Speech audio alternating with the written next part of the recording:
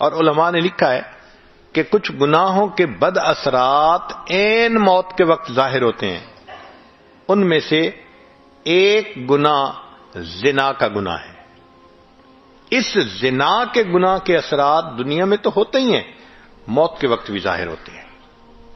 میں نے ایک مرتبہ حضرت مرشد عالم رحمۃ اللہ علیہ سے یہ بات پوچھی، حضرت میں چھوٹا بھی ہوں، کم علم بھی ہوں، ناسمجھ بھی ہوں، تو مجھے کچھ باتیں نہیں سمجھ میں آتی، آپ اگر اجازت دیں تو میں آپ سے پوچھ لیا کروں.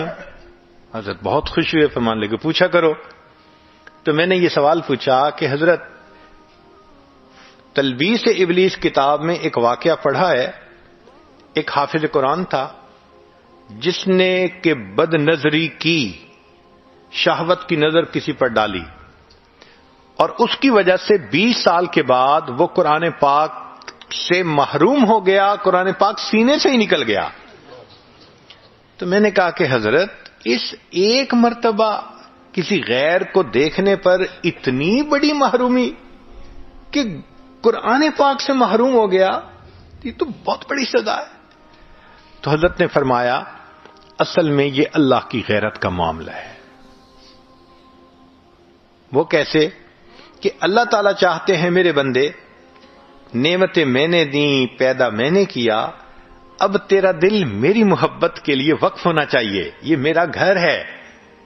جب ہم اپنے دل میں اللہ کی بجائے کسی غیر محرم کو بساتے ہیں اور اس کی محبت دل میں لاتے ہیں، اب کسی عورت کے گھر ذرا کسی اور عورت کو لا کے بٹھاؤ نا، پھر دیکھو وہ کیسے ریئیکٹ کرتی ہے. تو فرمایا یہ اللہ کی غیرت کا معاملہ ہے، اور اللہ کو جب غیرت آتی ہے پھر اللہ تعالیٰ کوئی بھی سزا دے سکتے ہیں.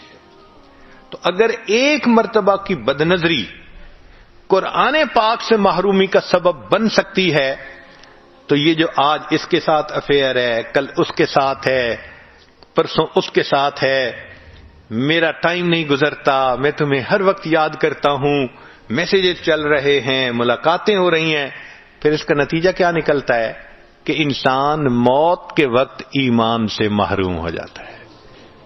علماء نے لکھا ہے زبان پہ فالج پڑ جاتا ہے، کلمہ پڑھنا بھی چاہے کلمہ نہیں پڑھ سکتا، اللہ توفیق چھین لیتے ہیں. تو اس لیے ایسے گناہوں سے توبہ کرنی فی الفور ضروری ہے. إنا نعوذ بك من البرص والجنون والجذام ومن سيء الأسقام.